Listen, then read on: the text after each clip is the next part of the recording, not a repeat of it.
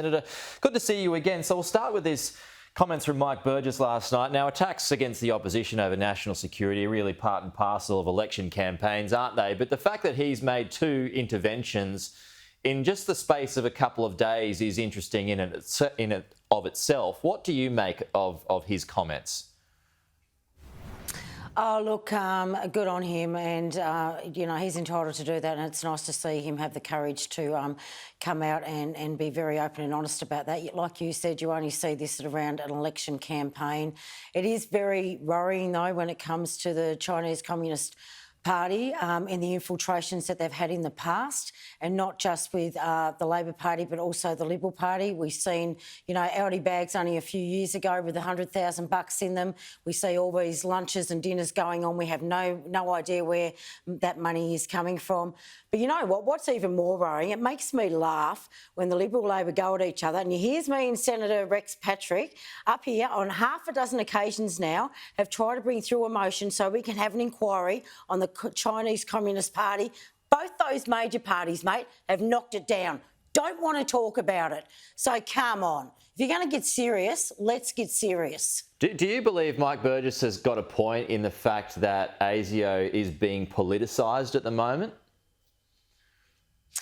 I think that ASIO is being politicised, and you should not use ASIO for that reason. Absolutely, I do. But you know what? You didn't have to politicise ASIO, because we could have started an inquiry on this 2 years ago when it comes to the Chinese Communist Party. That's the truth of the matter. You would have, just back on this for one more, you would have seen those comments yesterday, Scott Morrison calling Richard Marles a Manchurian candidate. It was later withdrawn. But do you believe that those sorts of comments do in some kind of way become a national security risk, because they end up ultimately, or they may do anyway, poking the bear and provoking China? No, I think that most people, look, I can't speak for the CCP, but certainly from on the ground end here, most people say if you're attacking on that and you're not selling your people, you're not selling your policies, then quite frankly, you don't have much to go to an election with. That's what people are saying. They're more interested in hearing about your policies and about the people that you're running. And if you're not selling them, then honestly, you don't have anything to sell, so you shouldn't be governing. Okay, just casting your eyes onto other independents at the moment, Senator, but one's under Simon Holmes à Court's umbrella. What did you make of his claim yesterday that his money, some $7 million worth, comes with no strings attached? I didn't actually see his speech yesterday, so look, I'm not sure. I haven't done much homework on him at all. I'm not sure what's expected out of those people that are taking that money from his climate people. I wouldn't have a clue, to be honest.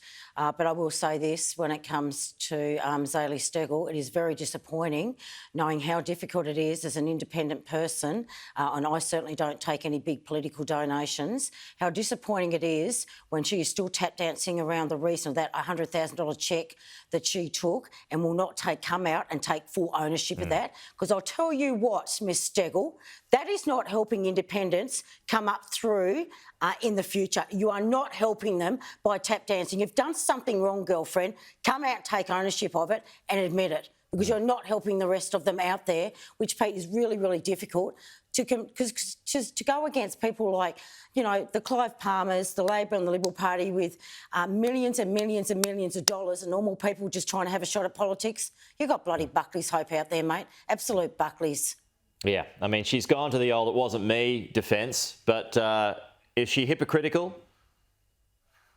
I can tell you what people out there are saying on the ground. They're rolling their eyes back and saying, you know what, don't tell me now it's been split in between 6 or 7 people. You've got to check there for $100,000. You should have been very upfront and honest about it, and maybe you should have taken ownership back in 2020 or 2019, whenever it was. But it has not made the rest of them look good. And this is a woman that is standing there on integrity and political donations, and it leaves a really bitter taste in my mouth. I mean, I'm fine down there in Tasmania. I've got the trust. People already know who I am, but helping others come up in the future without taking massive political donations as being bought is just making it harder for those independents. It's been a really sad day that has happened. Okay. Independent Senator Jackie Lambie, thanks as always for joining us. We'll talk to you soon.